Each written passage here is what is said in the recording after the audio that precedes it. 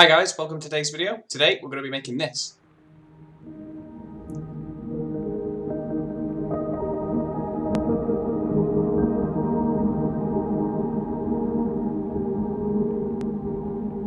The first thing we want to do is we're going to need a couple of add-ons. So we go up to Edit, Preferences, and then Add-ons. You're going to want extra objects and then Add Curve. These and Mesh, they're really good, but we're going to be using the Curve one as well. And then you're also going to need Node Wrangler. So just check Node Wrangler. That should be pretty standard by now. And then the first thing we're going to do is press A and then X and then delete all of these because we won't be needing them just yet. And then also let me just bring them this way. You'll see that this is kind of blue and it's got edges that you can see. That's just because up here in the viewport shading, I've turned on cavity, which just gives stuff sort of an edge to it. Just helps you see things better, so it's not all just grey. And then I've also checked on random colours instead of just the normal grey colour. And that just helps me see things better clearly in the scene. Okay, so yeah, let's just delete everything there. And then we're going to press Shift A, come down to Curve, and then you can see now that we've enabled that add-on, we have quite a lot of different options now. And the one we're going to want is Curve Profiles, Helix 3D. And then you can see that it's brought in our helix shape. I mean, that's pretty much it for the helix shape. You might want to tweak it slightly. I think what I did last time was I just like brought up the height slightly. Maybe just decrease the width. That gives us quite a good shape there. So then the next thing you want to do is if you press A to select all of the points in this helix, and then press 7 on the number pad to go to the top view. And then if you press Shift D, left click, and then press R for rotate, and then just type in 180. And then if we come back out, you'll see that we've got our sort of helix shape here. Okay, so the next thing we want to do is we need to give a bit of thickness to our helix.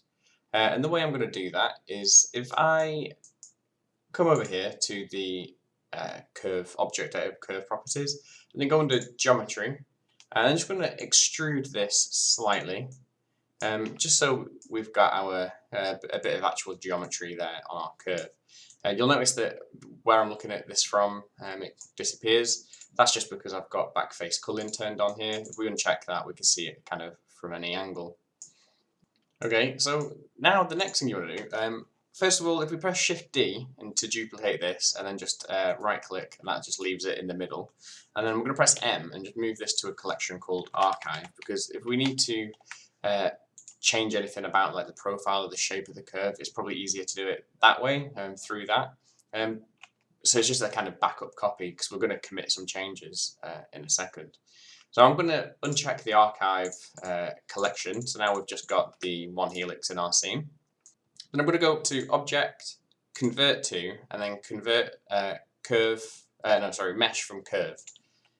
So now if we go into Edit mode, if you guys press Tab, you'll see that instead of a curve, we've now just got like actual geometry with vertexes, edges, and faces, which is kind of what we need now for the next part. So if we go up to the Modifier tab and Add Modifier and go for Solidify, that's just going to add a bit of thickness to our helix shape here. And you see that the shading's gone a bit strange. So what we're going to want to do is if we come down to the Object Edit Properties here, and then go to Normals, and then check on Auto Smooth, see that now this has got like it's boxy. And it hasn't got that weird smoothing. You can control the thickness of this here. I mean, something kind of like eyeball it, kind of something like this. Works quite well. So then the next thing for our helix is if we add in by pressing Shift A and then go to Mesh, Cylinder, and then 32 is probably fine for this. And then if we change the cap fill type to nothing, because they'll be buried inside the helix anyway, we won't see them. And then we're going to want to scale this down with S, and then just make it quite small, and then press SZ and just bring it up. And we can tweak this in a second. I can already tell that this is going to be a bit too thick. So I'm going to press S and then Shift Z, and that's going to scale it on everything apart from the Z axis. So we could just bring that down. And then actually I'll have to press SZ and then just scale it down slightly like that. Okay, so now we just need to rotate it on its side, so RX 90, and then we can dial in the width of this a bit better by pressing S and then Y. Just bring that in so it's the kind of the distance between our two helixes here. Yep, that should be fine. So then if we go back up into object mode, and then we can press G and then Z just to bring this up slightly, and then RZ, kind of rotate it, and then just bury the ends inside our helix here. I'm just going to press G, Y, just to move it on its local Y-axis, just to make it kind of even all the way through. And then you can see it's still shaded flat. We just want to right-click and shade smooth. If you think this tube is still a bit too thick, you can go up to edit mode, select everything with A, and then press S, Shift, Y, and then just shrink this in just ever so slightly. I might bring that back out actually, just a tiny bit. There we go. And then I'm going to just rotate it slightly, just so the end of the tube is kind of in the middle of the helix, kind of there. Okay, so now the next thing is to just duplicate this a couple of times, just rotating it into place as we go up the helix.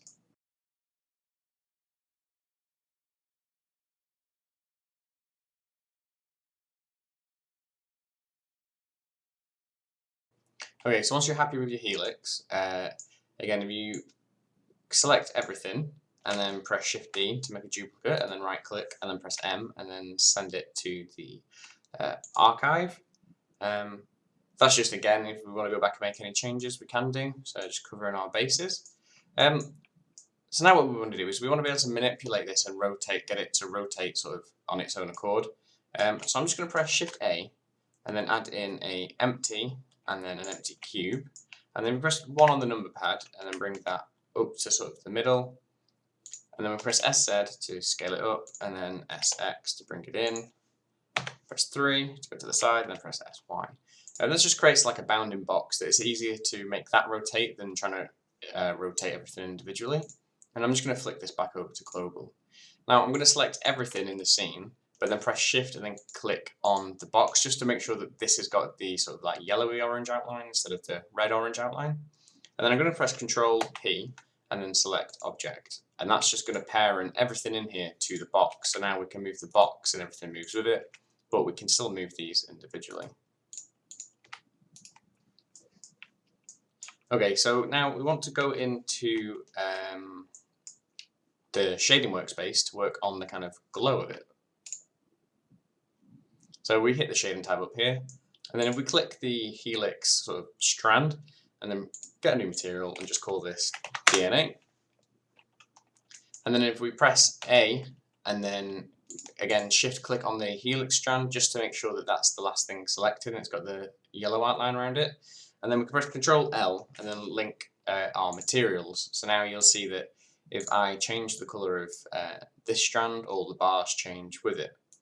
Okay, so the first thing we're going to do is we're going to get rid of the principled BSDF and then press Shift A and add in a emission shader. I'm just going to turn on my screencast keys again. There we go. So, I mean, I made the DNA strand blue just based on some images I saw online. Again, I guess you can make it whatever colour you want, but let's go with the blue colour that I had from last time. We get a nice blue glow. But as you see, it's kind of just glowing completely blue, and we want a bit of sort of structure to it. So what I'm actually going to do, I'm just going to save my file, and then we are going to add in a Musgrave texture by pressing Shift A and searching for Musgrave texture, and then we're going to plug this into a color ramp.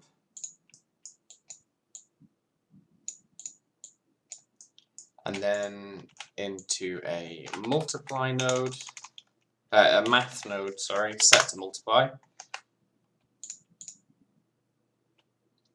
And then we're just going to plug this into the strength of the emission, the colour from this into the value, and then the height of this Musgrave texture into the factor of the colour ramp. So now you can see that if we shift click on the colour ramp, and this is something you need Node Wrangler to do that, you can see that now we've got parts that are white and parts that are black, and if we shift click back onto the emission, anywhere that's white is essentially setting this to a strength of 1. And then if we set this to 0, that's the same as if the black part of this was setting this to 0. And then what the multiply does is it multiplies the value of the white colour. So strength 1 doesn't really give that much, isn't as bright as we want it to be, so we can control the brightness with this bottom value, and that just makes the white bits glow even brighter. But for now, I'll just set this to 0.5 again. We'll tweak this as we go along. Okay, so I'm just going to type in the kind of settings from my previous one, just because obviously I know they work. But obviously this is very stylized, so feel free to just play with these sort of settings, and feel free to sort of play with these settings and kind of get a look that you like. Okay, so that's for the Musgrave texture, and then for the colour ramp, we don't want any parts to be black, so we don't want them to not be glowing. We just don't want them to glow as much as other parts. So we can click on the marker here, and then choose our black, and then just bring it up to sort of like a light kind of grey kind of colour there. So now you can see that it gives a bit of variation. So some parts are glowing stronger than others, but everywhere is glowing.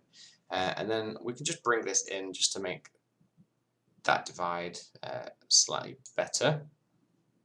And then I also had a bit of transparency just to kind of break up the outline of it and break up that edge slightly. And the way we do that is if we just drag this up here, I want to add in a mix shader, and then pop that in there, make sure the emission's in the bottom one. Actually, we'll just drag these down.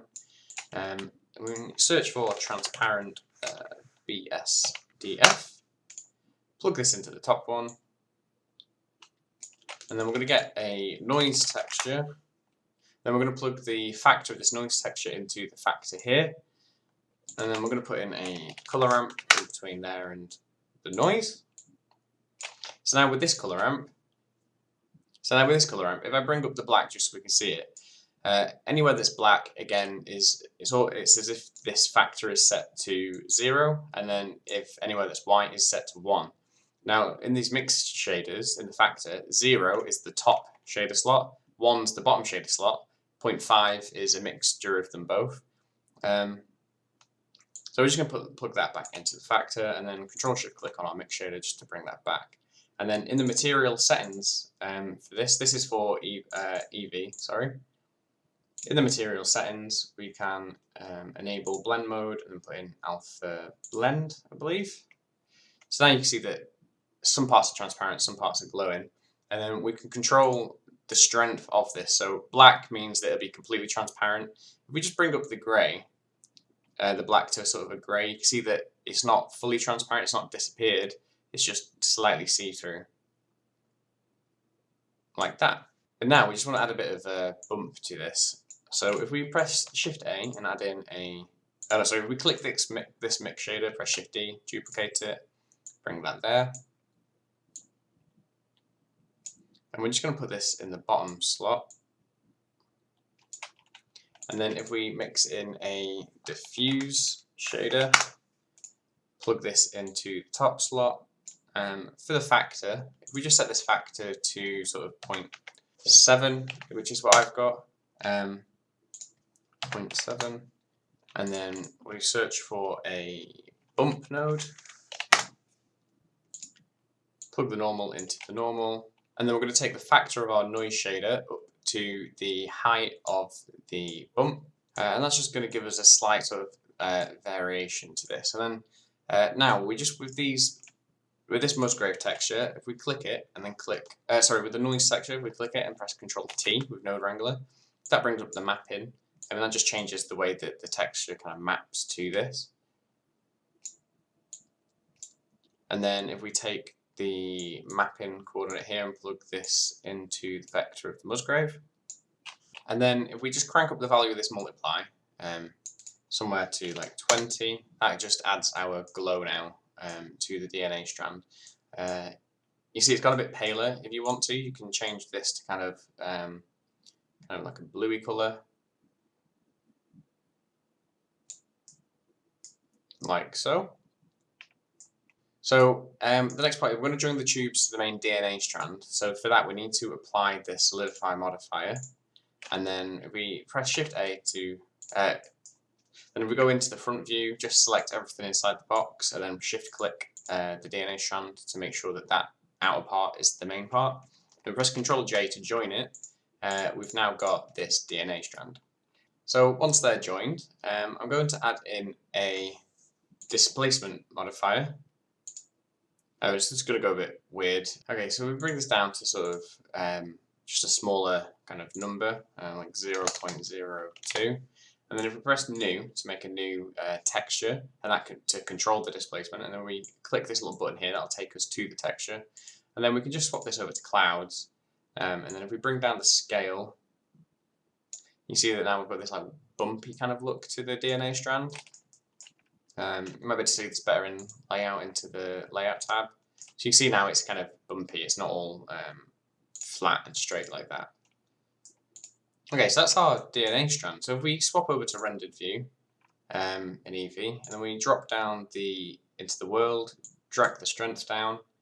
Under the render settings, let's turn on the bloom just to get a nice bit of glow to this.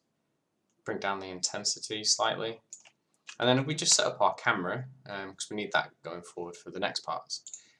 So just Shift A, add a camera, press 0 on the number pad, and then if we press Shift and then these screencast keys keep disappearing. If we press Shift and then apostrophe, which is under the @ sign, we can fly the camera with WAS and D, kind of like a first-person shooter game. And then we just bring the camera back slightly. I'm going to bring it quite far back to about here. And then under the camera settings, I'm going to zoom in. I'm going to bring the focal length up to, let's say 200. Actually, I'm going to bring it in further, say like 250. Yeah. And then just fly this into position where we don't want to see the sort of top ends of this strand. And kind of position it on that this third side. And then if we drag open a new window, by hovering over the side and just dragging like this, I'm going to swap this one over to the rendered view, and then with the camera still selected, I'm going to go to viewport display, pass part out, and drag that up, and that just cuts off everything outside of this. And then in this mode, in this window, I'm going to go back to solid view, and then I can just position this now.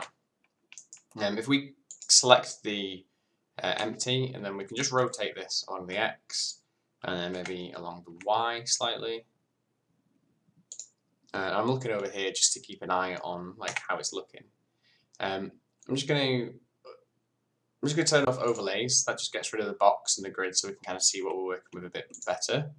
And then if we select the box, if we select the empty, and then right click, select hierarchy, that's going to select everything inside it. And then we can press Alt D to make a linked copy. Press X to slide it back.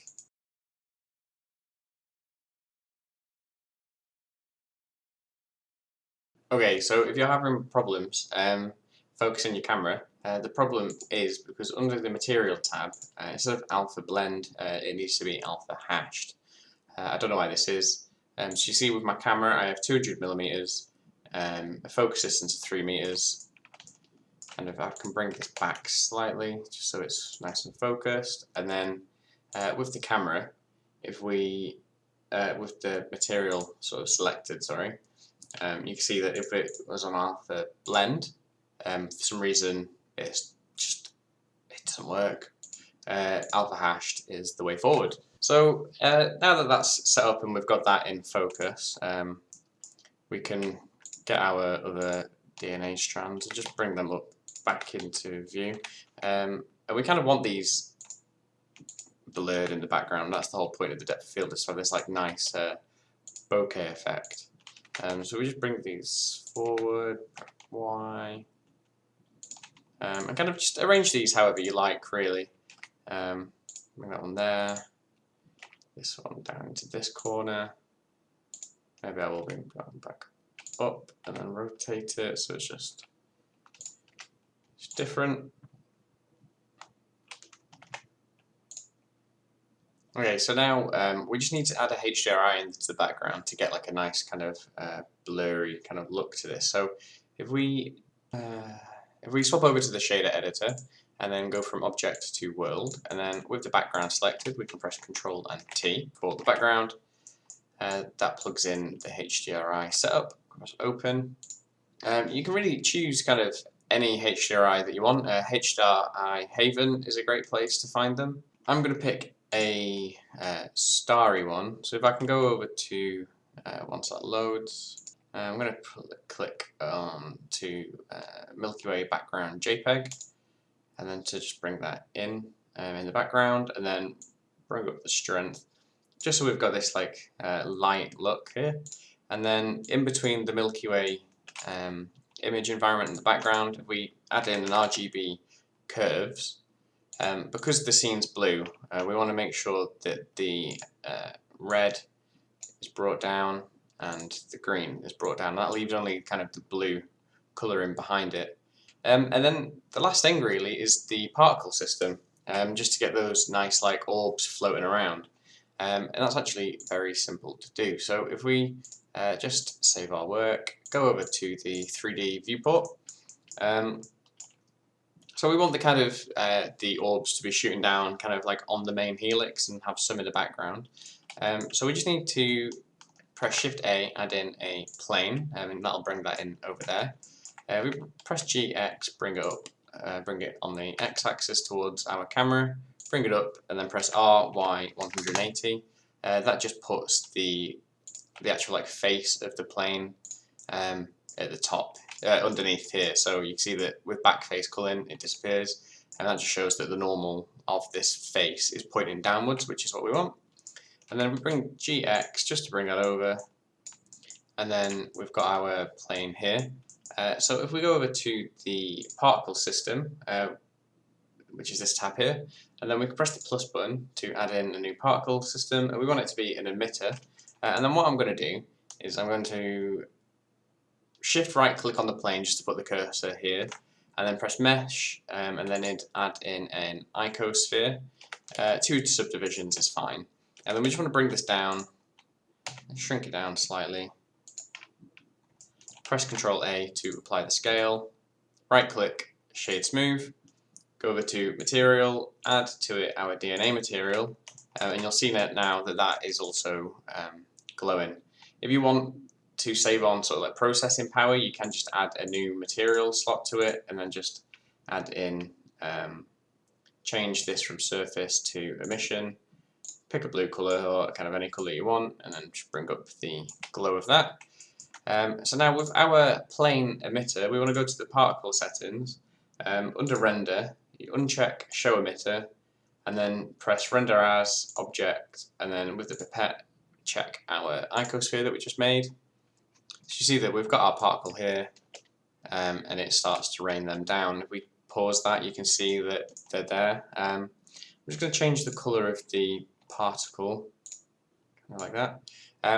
So you'll see that depending on the size of your object, that controls the size of the particles. So if they're too big, you can either scale the actual particle that you picked down, or under the particle settings, you can change the scale here. And you can also play with the scale randomness just to get a bit of variation in there. You bring it all the way up. Play the scale just until you get some particles that you're happy with. And you can see at the moment it's kind of just raining down. We don't want that. We want them to kind of float around a little bit. So if you bring down gravity to 0, and then if we come under source, so now you've got to decide now how long you want your animation to be. So under the output settings, we can see our frame rate here. If you put 30 frames and then 300 frames down here on our animation, that's going to be 10 seconds. And then under the lifetime of our particles, under our particle sort of settings here, lifetime, we just want to bring this up to maybe 150, just so they last for like half our animation before they fade out and then the new lot come in. A lot of this is just playing around, as with most of this stuff. We can have it end at have the simulation end at frame 200, so after that point no more of the 1,000 particles will be emitted. The other thing we want to change is under source and faces we can click random, and that just helps randomize where the particles are coming down. So under velocity, we just want to bring this down to somewhere sort of around the 0.2 mark. So that means that the initial velocity is when they're spawned, they'll spawn quite fast. So we want to bring that down so they don't spawn as quickly and get pushed as far. So now you can see that they kind of like slowly drift down. And now to get them caught in a vortex and have them swirling, if we control right click somewhere kind of in the middle of our frame, the middle of our helix, we press Shift A, come down to force field and then vortex. Let's zoom out a bit, and then let's just press RX and kind of have it on a diagonal, and then RY. So you see that as the particles come down, they'll get caught in this swirling sort of force. So you can see that now they come and they get caught here. If you want to control the strength of this vortex, you can click the vortex, come over here to the physics tab, and then just reduce the strength of this to sort of 0.2, for example. And now you see that as these come down, they get caught in the vortex and they just very slowly swirl around. I'm actually going to shrink the particles because I think they're a bit too big. There we go, sort of like that. I'd maybe bring the emitter down until it's in frame, and then bring it just back up, just so it's right at the top of the camera, so they don't have as far to travel. Let's see how that looks. I mean, so yeah, that's looking pretty good to me. What I might do is I'm going to go into the physics settings, lifetime, I'm going to bring down to 100. Lifetime randomness, just bring that up slightly just so they're not all around 400 frames and just disappear. And then that is the other thing, so as they spawn, as it gets to sort of frame 100, you notice that they just kind of pop out of existence, and what we want them to do is we want them to fade out of existence, just so it's less jarring. And the way you do that is, again, with the particle system selected, if you scroll down to textures, we can expand that, click new on the texture tab, and then if you press this little button, it'll take you to that texture. And then we want to change type from image or movie to blend, which adds this gradient. So anything that's black is going to be a size of 0, and anything that's white will be the size that like its fullest size. And we want it to go from black to white to black. So what we need to do is, with the blend type selected, if we scroll down to colors and then check color ramp, and then expand the color ramp, we're going to just bring the white in, and then add in a new point, bring that over here, and then change that to black, and then make sure that the alpha is up to 1.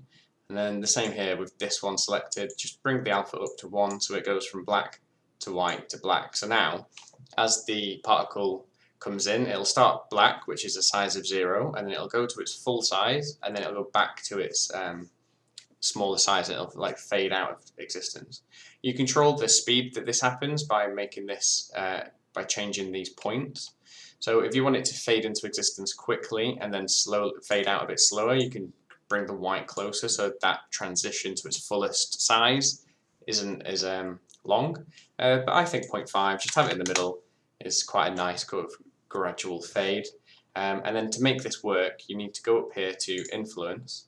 So you uncheck general time, check size, and then under coordinates, make sure you check strand and particle. And now we'll see that as they come in, let's try and find one. You see that they're kind of they're fading out, they shrink into sort of nothing, and then they'll die off.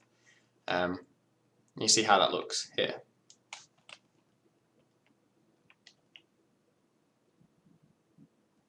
And again, you can control the size of the white value by controlling the size of the particle here.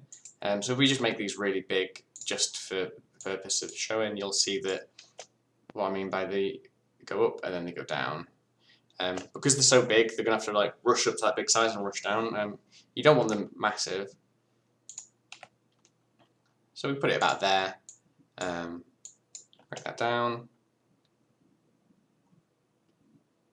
And now you see that they fade in, they swirl around and fade out. And it's quite a nice look. So the last thing to do is to control this spinning, just so they turn around over the course of the animation as well. And that's very simple to do. I'm going to press I and then go to rotation, and then I'm going to come to sort of past our animation to sort of a frame 1000 maybe. I'm going to press RZ 360 just to have it do a turn. Press I, rotation, and then with both of these selected, which you can do by pressing A, press T and then linear. That just controls the speed of how it rotates. And then we can press space and we'll see that this slowly kind of just rotates round. If you don't want it to turn as much, you can just drag this further out, and that'll end up controlling how fast it turns in your 300th frame animation. Just going to keep dragging that. I want it to turn very slowly, kind of like that. And then what you now need to do is you just want to do that with these two helixes as well. So with the first one, go to frame 0, press I, rotation, go all the way along, press RZ 360, press I, rotation, and then T, linear, and then do the same here. RZ, oh wait, no, I, rotation, all the way along, RZ 360. And again, I'm pressing RZ because I'm in local. If you're in global, you can press RZ Z 360 and that'll do the same thing. So now if we look here, go back to frame 0 and just play our animation. Oh, somehow I've rotated this. Okay, so now everything's rotating, the particles coming down and getting caught up in the vortex, and they fade in and out of existence quite nicely. And there's a bit of a jump there. What I'm going to do is I'm going to go back to frame 0, just press G and just move my particle system plane. There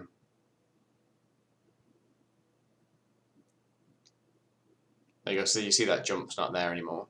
And then from that point, it's kind of just up to you how you want to do this. You can, with the particle system, you could change the velocity to make them appear smaller. You could have less particles, but have them around for sort of the whole animation.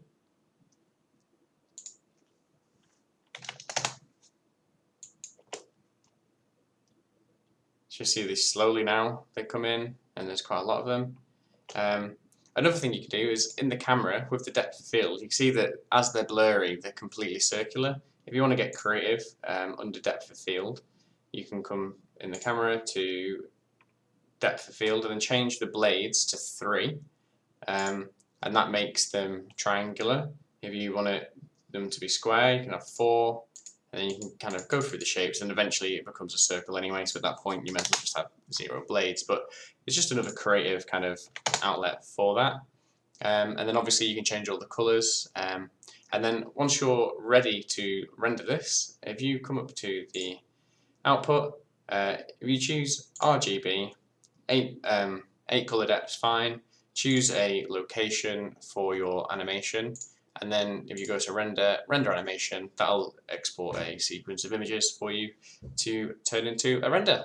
So I hope you like that. I know it was a bit choppy in parts, just there's a few issues with the materials and stuff, but we got there in the end. If you like this video, make sure you give it a like to help the channel and help the video be found. Make sure you subscribe to see future tutorials. If you want the file for this tutorial and my other tutorials, that will be on my Patreon. The link for that is in the description, and you get access to sort of all the previous tutorial files. And yeah, I'll see you guys in the next one. Cheers, bye!